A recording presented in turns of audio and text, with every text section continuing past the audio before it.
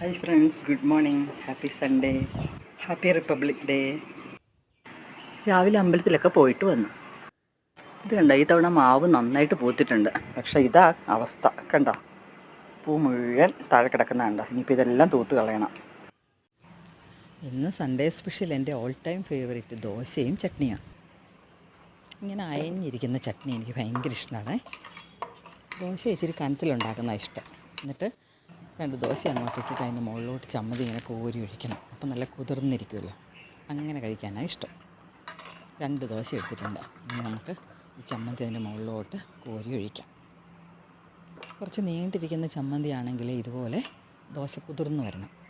സാധാരണ ഞാൻ നല്ല ചുമന്ന ചട്നിയാണ് ഉണ്ടാക്കുന്നത്.